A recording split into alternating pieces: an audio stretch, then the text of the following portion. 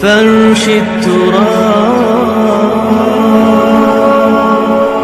يضمني. دو سوالات ہیں آپ سے.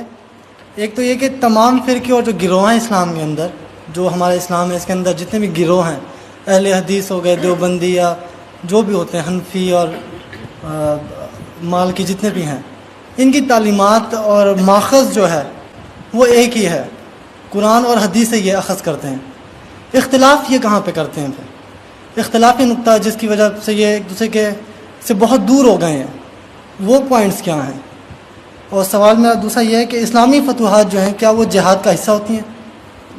جہاد کا حصہ ہوتی ہیں اسلامی فتوحات جو ہیں، کیا وہ جہاد کا حصہ ہیں؟ اسلامی فتوحات، جی. پہلی بات تو یہ ہے کہ یہ جو آپ نے گروہ گنوائے ہیں یہ مسلک ہیں، حنفی، مالکی، شافعی، حنبلی، سلفی. اصل خرابی ان میں جو تلخی ہے اور ایک دوسرے کو برداشت نہ کرنا، ایک دوسرے کو لیے تکفیر کے فتوے دینا، یہ خرابی ہے. مسلکوں کے اختلاف میں کوئی خرابی نہیں ہے، اور یہ مسلکوں کا اختلاف بالکل سمجھ میں آ جاتا ہے کہ قرآن سے اور حدیث سے، سنت سے استنباط کرتے ہوئے ایک شخص ایک رائے نکالتا ہے، ایک شخص اسی سے دوسری رائے نکالتا ہے، اور یہ دونوں رائے ہوتی ہیں مبنی پر خلوص اور اخلاص. مثلا میں آپ کو ایک واقعہ سناتا ہوں. ہمارے ایک بزرگ تھے ڈاکٹر عثمانی مرحوم، ان کے نام سے وہ ایک جماعت میں حزب اللہ موجود ہے، وہ ایک علیحدہ مسئلہ ہے. انہوں نے ایک دفعہ درس دیا اور اس میں نماز باجماعت کے التزام اور پابندی کے لیے زور دینے کے لیے انہوں نے وہ واقعہ بیان کیا کہ حضور صلی اللہ علیہ وسلم جب مرض وفات میں مبتلا تھے تو ظاہر بات ہے کہ چند نمازوں میں وہ مسجد نبوی میں نہیں آ سکے اپنی بیماری کی وجہ سے. جیسے ہی ذرا طبیعت بہتر ہوئی تو آپ آئے، اور آپ نے اس وقت سہارا لیا ہوا تھا حضرت عباس رضی اللہ تعالیٰ عنہ اور حضرت علی رضی اللہ تعالیٰ عنہ.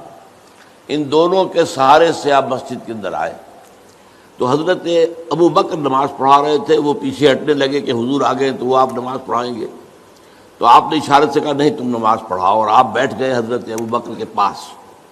بہرحال باقی واقعہ میں بیان نہیں کر رہا، اس سے انہوں نے استنباط کیا کہ دیکھیے نماز باجماعت کی اہمیت یہ ہے کہ حضور اس حال میں بھی، جبکہ آپ چل بھی نہیں سکتے، بمشکل 2 افراد کا سہارا لے کر آ رہے ہیں، پھر بھی آپ نماز باجماعت میں شریک ہوئے.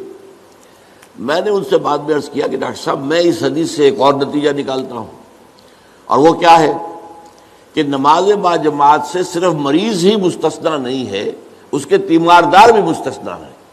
حضرت عباس اور حضرت علی جو ہے وہ گھر کے اندر موجود تھے، مسجد میں تو نہیں آئے، وہ بیمار نہیں تھے، لیکن چونکہ وہ بھی حضور کے تیماردار تھے، حضور کی دیکھ بھال کر رہے تھے، تو گویا کہ ان کے لیے بھی اس وقت نماز باجماعت میں شریک ہونا لازم نہیں تھا. اب دیکھیے واقعہ ایک ہی ہے، اس سے ایک نتیجہ یہ نکل رہا، ایک نتیجہ یہ نکل رہا ہے. اس میں خلوص کی بنا پر لوگوں نے اختلاف کیا، اور اختلاف کی وجہ سے کوئی مسلک وجود میں آ گئے.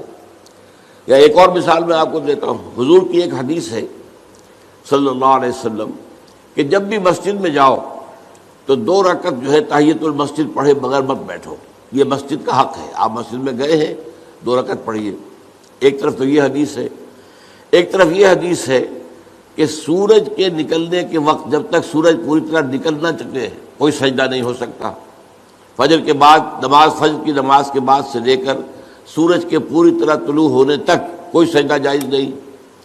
اسی طرح عصر کی نماز کے بعد سے اور سورج کے غروب ہو جانے تک پوری طرح کوئی سجدہ جائز نہیں. اب کیا کریں؟ اب اگر ایک شخص عصر کے بعد مسجد میں آیا ہے، اب مسجد میں مغرب کی نماز میں ابھی 10 منٹ ہے، 15 منٹ ہے، کیا کرے؟ وہ کون سی حدیث پر عمل کرے؟ پہلی حدیث پر عمل کرے یا دوسری پر کرے؟ پہلی حدیث پر عمل کرتا ہے تو گویا کہ وہ ممنوع اوقات میں سجدہ کر رہا ہے، دوسری پر عمل کرتا ہے تو جو پہلی حدیث ہے اس پر عمل رہ گیا. اب اس میں لوگوں نے اصول بنایا ہے کہ جہاں کسی چیز سے روکا جائے وہ زیادہ قوی ہے بنسبت اس کے جس میں حکم دیا جائے. تو روکا جانے والا معاملہ یہ ہے کہ نماز مت پڑھو فجر کے بعد سے سورج کے پوری طرح طلوع ہو جانے تک، اور عصر کے بعد سے سورج کے پوری طرح غروب ہو جانے تک. اب اس میں اختلاف ہے، تو اختلافات جو ہیں وہ قطعاً کوئی غیر فطری بات نہیں ہے. ایک اور واقعہ ہوا حضور کے زمانے میں، جب یہ جو غزوہ احزاب ہوا ہے تو جب جو کفار جو تھے جو باہر سے آئے تھے اور گھیرا ڈالے پڑے ہوئے تھے چلے گئے، تو اب حضور صلی اللہ علیہ وسلم اپنے ہتھیار اتار رہے تھے. حضرت جبرائیل آئے، آپ ہتھیار اتار رہے ہیں، ہم نے تو ابھی تک ہتھیار نہیں اتارے. بنو قریظہ کا معاملہ کرنا ہے ابھی.